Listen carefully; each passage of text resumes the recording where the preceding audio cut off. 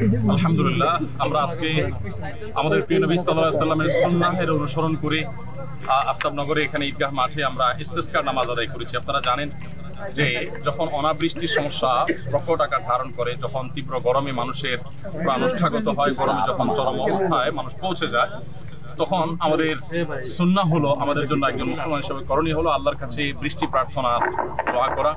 আর এই বৃষ্টি প্রার্থনার দোয়া আমাদের প্রিয় নবী সাল্লাল্লাহু আলাইহি সাল্লাম করার জন্য বের হয়েছিলেন এবং তৎক্ষণাৎ আল্লাহ তাআলা দোয়া কবুল করেছেন। আল্লাহ তাআলা কাছে আমরা দোয়া নিবেদন করেছি, আল্লাহ সুবহানাহু ওয়া তাআলা আমাদের দোয়া কবুল করবেন, সেটি আল্লাহ তাআলার কাছে আমাদের প্রত্যাশা। আমরা জানি গত 1-2 বছর যাবত আমাদের দেশে গরম প্রচন্ড আকারে আপনার পড়ছে এবং গরমের তীব্রতার কারণে পশু পাখি প্রাণী এমনকি আমাদের ফসল ক্ষতিগ্রস্ত হচ্ছে, ক্ষেতগুলো ফেটে চৌচির হয়ে যাচ্ছে এবং খেটে খাওয়া দিনমজুর মানুষেরা তাদের কাজকাম করতে পারছে না, অনেকে কাজকাম করতে গিয়ে অসুস্থ হয়ে যাচ্ছে।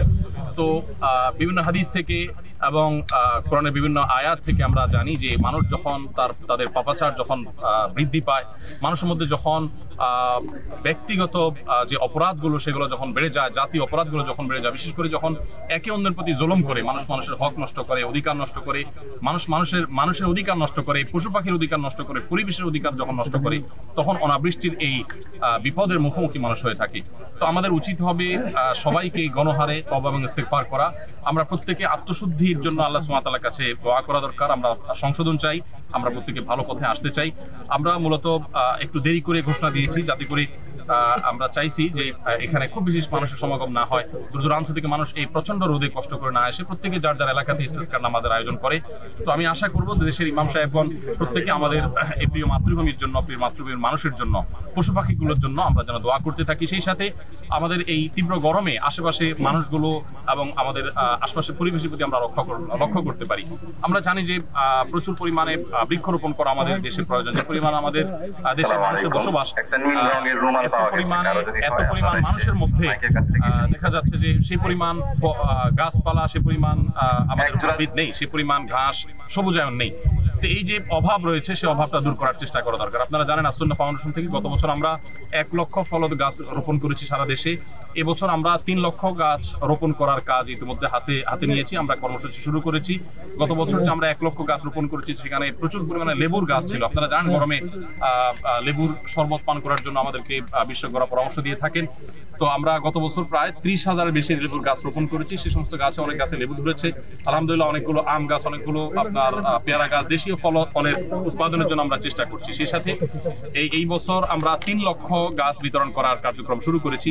আমরা আপনাদের মাধ্যমে আমাদের সম্মানিত দর্শকদেরকে, দেশের সর্বস্তরের মানুষদেরকে বলতে চাই, আসুন আমরা প্রত্যেকে এক একজনের কমপক্ষে 5টি করে গাছের চারা রোপণ করার চেষ্টা করি এবং সেই চারা শুধু রোপণ করা না, বরং সেগুলো পরিচর্যা করি। আমরা যদি সবাই মিলে আমাদের এই পরিবেশকে যে আমরা ধ্বংস করেছি নানাভাবে, আমরা বৃক্ষ নিধন করেছি, আমাদের সবুজকে নষ্ট করেছি, তারই প্রায়শ্চিত্ত আমাদেরকে ভোগ করতে হচ্ছে। অতএব আমাদের উচিত হবে, সেটার পাপের ফসল আমরা ভোগ করছি, আমাদের উচিত হবে এখন প্রায়শ্চিত্ত করা। আর সেটি হতে পারে আল্লাহর কাছে তওবা করা, ইস্তেগফার করা এবং প্রচুর পরিমাণে বৃক্ষরোপণ করা।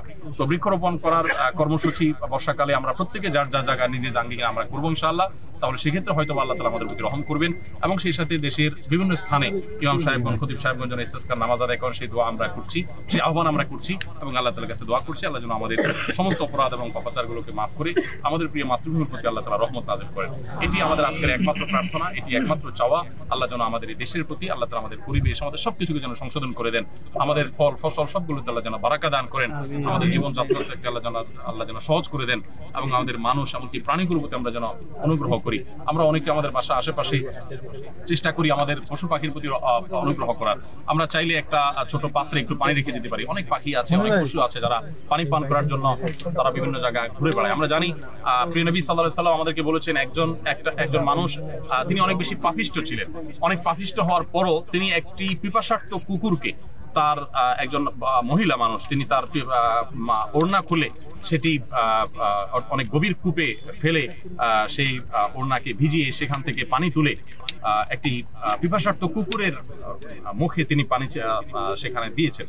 তো এই পানি নিংড়ে দেওয়ার কারণে পিপাসা নিবারণ হয়েছে কুকুরটা। শুধু এই কারণে আল্লাহ তাআলা সেই মহিলাকে, তিনি অনেক পাপিষ্ঠ হওয়া সত্ত্বেও আল্লাহ তাআলা তাকে মাফ করে দিয়েছেন।